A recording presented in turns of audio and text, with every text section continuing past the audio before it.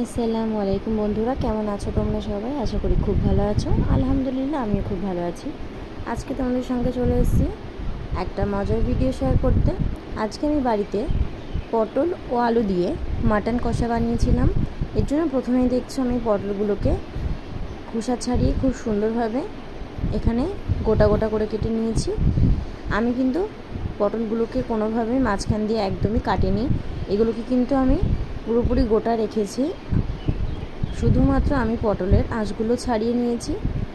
এরপরে আমি কড়াইতে তেল দিয়ে পটলগুলো দিয়ে দিলাম, হালকা একটু লবণ, হাফ চামচ হলুদের গুঁড়ো দিয়ে আমি ভালো করে পটলগুলোকে লাল লাল করে ভেজে নিয়েছি। এখানে কিন্তু আমার পটল ভাজা হয়ে গেছে, দেখতে পাচ্ছ আমি খুব সুন্দর করে লাল করে ভেজে নিয়েছি। ওই তেলের মধ্যে আমি দিয়ে দিচ্ছি কেটে রাখা আলুগুলোকে আমি খুব ভালো করে নাড়িয়ে চাড়িয়ে একইভাবে হলুদ ও লবণ দিয়ে ভেজে নেব।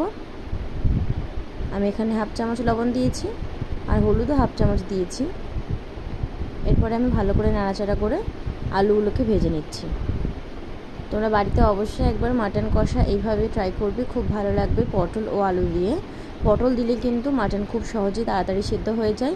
আমি কিন্তু আলুগুলো ভেজে তুলে নিয়েছি একটা পাত্রে। এরপরে দিয়ে দিচ্ছি তেলের মধ্যে একটা তেজপাতা, একটু পেঁয়াজ কুচি, ভালো করে নাড়াচাড়া করে কিছুক্ষণ পর আমি দিয়ে দেব আদা রসুনের পেস্ট।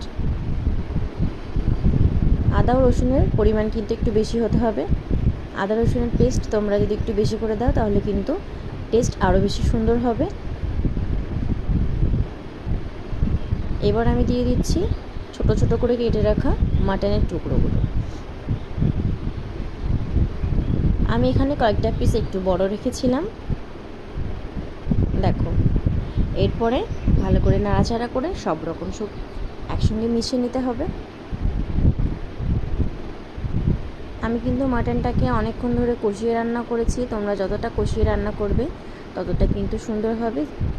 এরপর আমি স্বাদমতো লবণ দিয়ে দিচ্ছি। লবণটা কিন্তু একটু বুঝে শুনে দিতে হবে, যেহেতু পটল ও আলু দুটোই কিন্তু ভাজার সময় একটু করে লবণ দিয়ে ভেজেছিলাম, সেই জন্য কিন্তু লবণটা দেওয়ার সময় একটু বুঝে শুনে দিতে হবে, যাতে করে খুব বেশি না হয়ে যায়। দেখতে পাচ্ছ কালারটা কিন্তু চেঞ্জ হয়ে গেছে, এর মানে কিন্তু মাটন আস্তে আস্তে সেদ্ধ হতে শুরু করে দিয়েছে। এর থেকে একটু পানি বেরিয়ে এসছে, খুব ভালোভাবে কিন্তু মাটনটা সেদ্ধ হচ্ছে এখানে দেখতে পাচ্ছ। আমি এবারে 1 চামচ হলুদের গুঁড়ো দিয়ে দিয়েছি। আমি আরও কিছুক্ষণ ভালো করে নাড়াচাড়া করে নিচ্ছি। হলুদটাকে খুব ভালোভাবে আমি মিশিয়ে নেব। আমি কিন্তু মাটনটাকে 15 থেকে 20 মিনিট মতো শুধুমাত্র কষিয়ে রান্না করেছি। বাদ বাকিটা কিন্তু ঝোলটা আমি অনেকটা লাস্টে দিয়েছি, তোমরা দেখতে থাকো। হলুদটা দেওয়ার পরে দেখছো আরও কিছুটা তেল কিন্তু শুকিয়ে এসছে। নিচে যাতে মশলাগুলো পুড়ে না যায় এর জন্য আমি 1 কাপ পানি দিয়ে দিয়েছি। তারপরে দিয়েছি আমি একটু রেড চিলি পাউডার। আমি ভালো করে মিশিয়ে নিচ্ছি লঙ্কার গুঁড়োটাকে। এরপরে আমি এখানে আরও কিছু মশলা দেব। আমি দিয়েছি 1 চামচ জিরে গুঁড়ো, হাফ চামচ ধনে গুঁড়ো।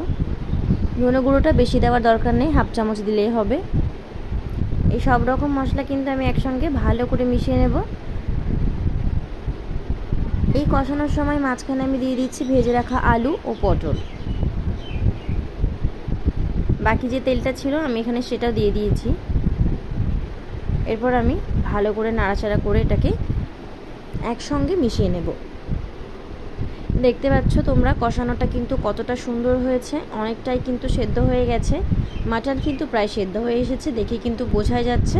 তোমরা চাইলে প্রেসার কুকারে দিতে পারো, কিন্তু আমার এখানে কড়াইতেই কিন্তু কমপ্লিট হয়ে গেছে।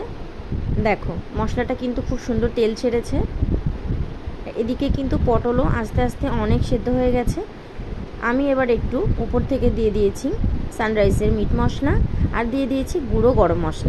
গরম মশলা গুঁড়ো না থাকলে দারুচিনি, এলাচ ও লবঙ্গ তোমরা একসঙ্গে বেটে দিতে পারো। আমি কিন্তু সবসময় বেটেই দিয়ে থাকি, কিন্তু এইবারটা আমি আর বাটাবাটি ঝামেলার মধ্যে গেলাম না।